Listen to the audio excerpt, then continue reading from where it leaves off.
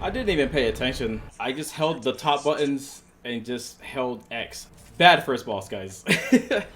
What? Alright guys, and welcome back to the game portion of our channel where we play mecha based video games, and today I'm giving you my first impressions on Armored Core Fires of Rubicon. Now I only played it for maybe a total of like 6 hours. I replayed a lot of missions, didn't beat the game just yet, but again, this is just gonna be my first impressions on what I thought going in. So jumping right into the game, I just love the graphics. Obviously it's just kind of like a welcome back feeling being back in Armored Core. I was like, yes, this is awesome, and I immediately noticed that like this is taking like the normal action game approach where they actually start you in a mission and then like they walk you through tutorials as you get through the mission, like jump here and then use your missiles here and then shoot here, and you kind of learn the game while you're doing that, rather than like some older Armored Cores where they say begin tutorial and you're just like in this grid plane, and then that was kind of boring, right? And then you just go to a screen, or maybe you get hit with some dialogue. Now when it comes to the dialogue portions, I didn't really mind that. It's not really a big loss for me. Like you don't see characters talking and all this stuff to kind of push the story forward. You just see, like, you just hear your correspondent, and that's essentially how I feel like how it would be. Now a game that I recently played that kind of did this, that had characters actually talk to each other, that in my opinion didn't really help at all, was Daemon X Machina. I ended up not liking that game as much as I thought I would. Pilots would talk and then they would go into like this almost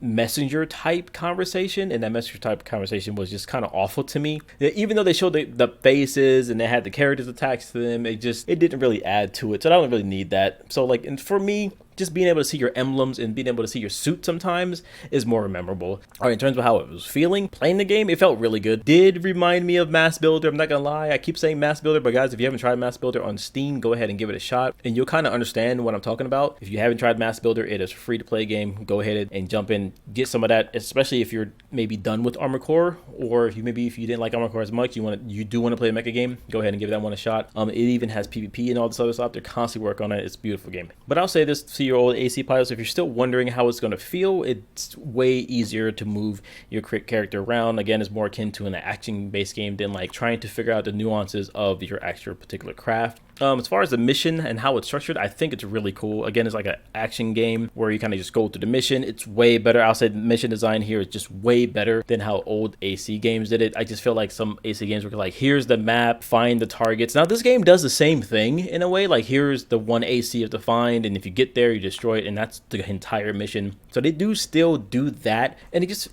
feels a little better just getting through certain missions. I really like the melee in this game, being able to like actually hit twice, but like it's on a cooldown this time rather than like energy usage. In the old game, like you have like a slash, which was your general animation, and then if you had another sword in the other arm, I don't think you can do two swords in this game just yet. Or if you could, you would have to just slash with one arm, wait for a second, and then slash with the other one. You wouldn't be able to like slash like the old games could. You can really just combo people in the past. But these games have like charge abilities, and that's one cool thing that I really like this about some of the weapons in this game. You have charging, like you can shoot it rapid fire, you can charge it to a burst. In this case, with the melee, you can charge it to do like this super dash, super slash, and that's just the initial one, and that's really cool.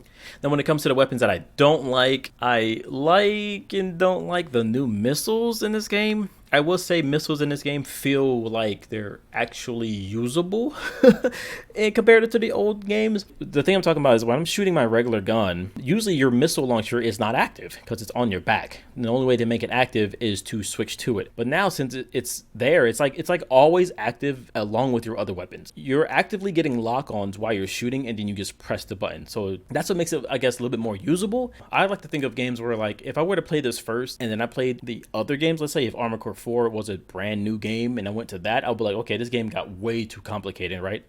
I have to now switch to my missiles in order to use them. Another thing I kind of like about the game so far is that kind of the stagger system. It kind of makes you at least think about how you fight instead of just like always running around and just dealing damage, eventually getting the boss dead. You can literally invest in like being aggressive, and I think this is going to be a big consideration in PvP. So I think that was pretty cool. When you get your enemies to this moment, you're like, okay, not going to actually deal some damage. You never really had that kind of moment of feeling in the old Armored Cores, so that's very welcome to me here. Again, that's a little more akin to like an action-based game. One that I didn't really like is being able to replay your mission so early. Like, I thought that was kind of weird. It's almost like something you would expect in a normal game to do only once you're finished the game. But as a PvP player, I do understand like maybe why this was maybe chosen to be released so early. They may want to say, hey, if you missed a spot, we intend to have hidden items in the round. So if you already complete that mission, what if you couldn't go back? Being able to actually grind and farm credits.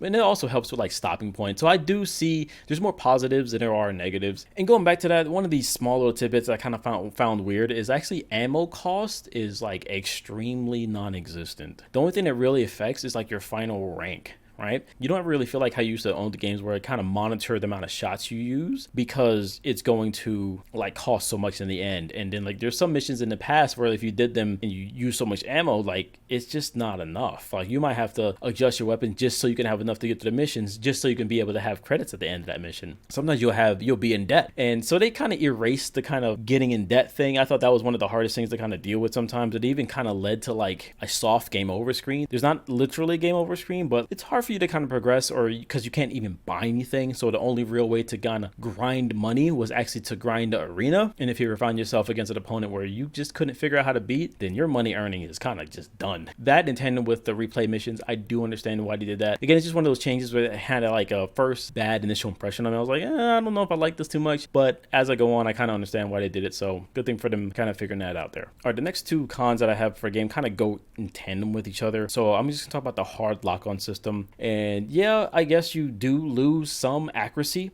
I haven't really felt the accuracy loss, but especially with things like your sword or something like a shotgun, when I get up close to you, no, I don't really worry about accuracy once I'm up in your face like that. So that's just my experience with it. Some people may not ever want to use it. You get to those moments where like, okay, let me just turn it on and make this part a little bit easier because fighting this one-on-one boss kind of gets annoying when you're not locked onto them. So, but that leads me to my next point. The very, very first boss, my first interaction with the first boss was horrible. Like that boss was so ridiculously easy, but I was like, I didn't take any effort whatsoever. I was kind of like looking around on my desk. Here's a clip of me playing the first boss, and I kind of like just let it run just so you can see like my how I was looking during the match and how I looked afterwards. And again, this is my first interaction with this boss. It says like Dark Souls, right? Like Elden Ring, right? Where you have to like dodge at certain points or do these certain things at certain points or even phases, and that didn't seem to be apparent.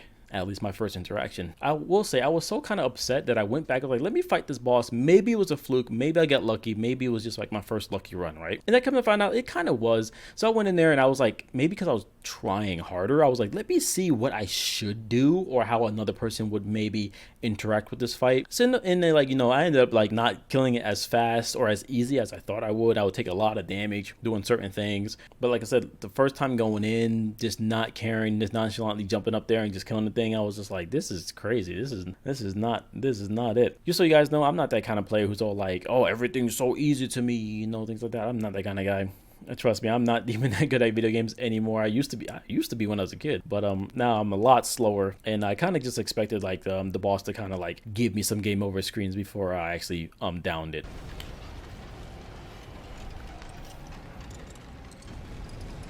I didn't even pay attention.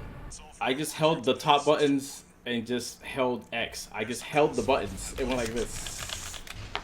That's kind of crazy. I didn't have any effort to kill that thing. Bad first boss, guys.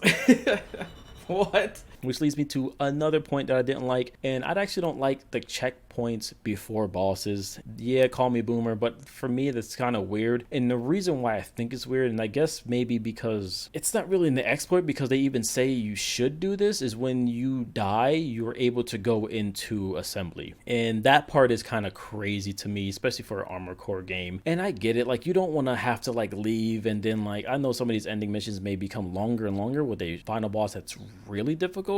And if you have the weapon, you'd be like, darn, I had the bazooka, but I didn't equip it. That would work out really well. Or like having to equip like a boss killing spec and then try to also defeat the entire mission. But getting through the mission with those particular weapons would be kind of hard. So what I would do is I'll go to the mission, and then right when I get to the Juggernaut boss, I just let him kill me. So I can go into the assembly screen and then I just switch. Now, this was a kind of a theory that I kind of made. I was like, I wonder if you can do this, and you actually can, and it didn't affect your rating at all. Overall, it's just an ease of use thing. I guess they don't want players to get stuck on these bosses. Now, I've never played Elden Ring and Dark Souls, but I thought that was kind of the point. Like, you want to fight these bosses with your particular spec and see if you can actually do it. But I'll also say it kind of also helps with the pacing through the game. You don't want to find yourself getting stuck, having to force yourself to replay missions. The thing that I found out the weirdest about the checkpoint before the boss is after you die and come back, you come back with full ammo and full repair kit. There was a point where they even gave you like an ammo cache, like, okay, here's some more ammo before the boss. I'm like, why do that when I can just literally take a free death? Like, that was actually kind of pointless. Like, you giving me this free ammo, who cares? Like, I'm gonna switch my weapons anyway and get. But as you can tell, guys, like, my cons are really not like really bad. They're just kind of like change of how it used to be, a lot easier than they used to be. One last thing I just wanted to point out, like the movement system in the game. I do like how they did the leg movement still. There's no wall jumping, but all legs have extremely different movement types. But it's literally like, hey, if you have a tank, you can now have ability to drift. Quad legs, you now have the ability to actually stay in the air. My favorite are cricket legs, but you're able to actually have better longer range dodges and high jumps and be able to get forward faster to be able to get to close the distance for, you know, shotguns and things like that. So like, those are the kind of ways I like to play. All right, guys, if I were to rate my first impression, I would give it a great. Essentially, if it was 1 out of 5, that would be considered a 3 out of 5 right now. There's still more I need to explore, and obviously I want to rate this game as a whole, so I will be doing a full analysis and a full review of this game a little bit in the future once I've completed it and once I started playing PvP and really got into it, because you know, I might actually appreciate the game more than I do today, or I might see something or that I might not like as much as time progresses. I might just have that initial excitement kind of die down, and I'm seeing the game for what it is, because I know a lot of guys who, if they see something new, they're like, oh, this is just the best thing ever. But like, as time goes on, they realize, okay, maybe it wasn't as good as I initially thought it was. All right, guys, in the comment section down below, go ahead and let me know what you like about this game so far, your first impression, or what do you think that this game should have, shouldn't have, things that you liked about it, things you not like about it. Are you planning on playing this game? Are you planning on jumping off ship really soon? Is it what you expected? All those things, guys, go ahead and throw it in the comments down below. All right, guys, it's going to be it for me today. If you haven't yet, go ahead and click on one of these videos up here, and I'll check you guys next time. I know life can be hard out there, guys, but keep your head up, keep moving forward, and most importantly, let nothing stop you. Peace out.